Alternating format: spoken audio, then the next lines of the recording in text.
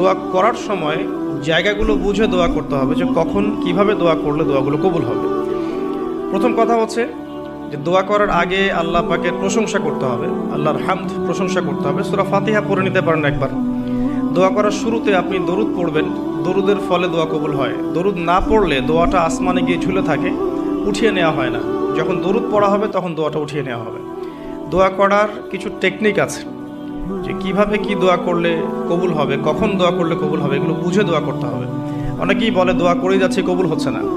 কিছু বিষয় আছে হয়তো এই কারণে হচ্ছে না, হয়তো বা আল্লাহ পাক চাচ্ছেন এটা আপনার জন্য পরে পাওয়া উত্তম, সেই জন্য আপনি এখন পাচ্ছেন না। হয়তো বা আল্লাহ পাক আপনাকে পরকালে দিবেন বলে জমা রেখেছেন, হয়তো এই জন্যে পাচ্ছেন না। অথবা হয়তো আপনার আকীদায় শিরক আছে, হয়তো এই জন্য হচ্ছে না। হয়তো বা আমলে বেদায়াত আছে, এই কারণে হচ্ছে না। অথবা আপনার রিজিকে কোনো হারাম কিছু আছে, মেবি এই কারণে আপনার দোয়া কবুল হচ্ছে না। অথবা আপনি তাড়াহুড়া করছেন। তাড়াহুড়ার ব্যাখ্যায় নবী সাল্লাল্লাহু আলাইহি ওয়াসাল্লাম বলেছেন যে মানুষ বলে আমি দোয়া করেই গেলাম, আমার দোয়া কবুল হলো না। তো আমরা জেনে নিব যে কোন কোন জায়গায় কিভাবে দোয়া করলে দোয়া কবুল হবে। এই বইটার মধ্যে সবই দেয়া আছে, হিসনুল মুসলিম বইটার মধ্যে। তারপর আমি বলছি আমার ব্যক্তিগত ইলম থেকে কিছু কথা, সেটা হলো দোয়া করার আগে অবশ্যই আল্লাহর প্রশংসা করবে, অ্যাটলিস্ট একবার আলহামদুলিল্লাহ বলে হাত তুলবেন। তারপরে আপনি নবী সাল্লাল্লাহু আলাইহি ওয়াসাল্লামের কাছে উপরে একবার দরুদ পড়বেন। আগে আল্লাহর প্রশংসা, তারপরে দরুদ।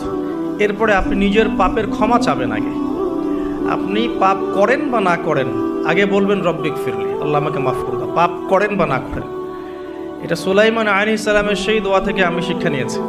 সুলাইমান আলাইহিস সালাম যে বিখ্যাত দোয়ায় বলেছিলেন যে আল্লাহ আমাকে এমন মুলক এবং রাজত্ব দান করুন যে মুলক আর রাজত্ব আপনি কাউকে কখনো দেননি। এই দোয়ার শুরুতে তিনি বলেছেন রব্বিক ফিরলি, আল্লাহ আমাকে মাফ করুন। তো এটা আদব, দোয়ার আদব হচ্ছে আগে নিজের ক্ষমা চাওয়া, আল্লাহর কাছে নিজের ভুলের ক্ষমা চাওয়া, তারপরে দোয়া করা।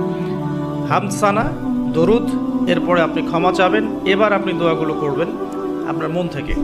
আরবি দোয়া জানা থাকলে আরবিতে দোয়া করবেন, কারণ আপনি আপনার রবের সাথে আরবি দিয়ে কথা বলবেন, এর চেয়ে আসলে গর্বের কি হতে পারে?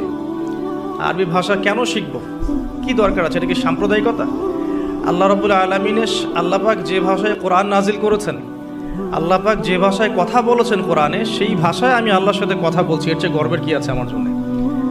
আরবি কেন শিখছি, কেন শিখবো? এই ভাষা দিয়ে আমি আল্লাহর সাথে কথা বলবো। জান্নাতে এই ভাষা চলবে, কোরআনে এই ভাষায় নাজিল হয়েছে, কবরে এই ভাষায় প্রশ্ন করা হবে, তা আমি কেন এই ভাষায় আল্লাহর সাথে কথা বলবো না? এর মানে এই নয় যে কেউ যদি আরবি না জানে অন্য ভাষায় দোয়া করতে পারবে না, এমনটা নয়। অবশ্যই কেউ যদি আরবি না জানে, বেসিক দোয়াগুলো না জানে, সে বাংলাতে দোয়া করতে পারে, কোনো সমস্যা নেই। ইংরেজিতে দোয়া করতে পারে, উর্দু দিয়ে দোয়া করতে পারে। ভাষাগত পার্থক্য আল্লাহর কাছে নেই, তবে আরবির মর্যাদা আছে। আর এটা আমার কাছে গর্বের বিষয় মনে হয় যে আমি আরবি দিয়ে আমার রবের সাথে কথা বলতে পারছি, আমি আরবি দিয়ে কথা বলছি। এবং আরবি দিয়ে দোয়ার ক্ষেত্রে আপনি এত ভালো করে মনের ভাব প্রকাশ করতে পারবেন অল্প শব্দে, যেটা হয়তো অন্য কোনো জায়গায় সম্ভব নয়। এরপরেও আমি বলবো যে মাতৃভাষায় মানুষের মনের ভাব প্রকাশের ক্ষেত্রে সহজতা আছে।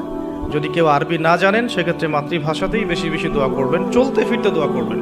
নির্দিষ্ট সময়েই দোয়া করতে হবে এমন নয়। রোজা রেখে সারাটা দিন যখনই আপনার মন চাচ্ছে, মনের মধ্যে একটা কিছু চাহিদা আসছে, আপনি দোয়া করে ফেলবেন। নবী সাল্লাল্লাহু আলাইহি ওয়াসাল্লাম বলেছেন, যদি তোমাদের কারো জুতার ফিতাও ছিঁড়ে যায়, সে যেন সেই ফিতাটাও আল্লাহর কাছে চেয়ে নেয়।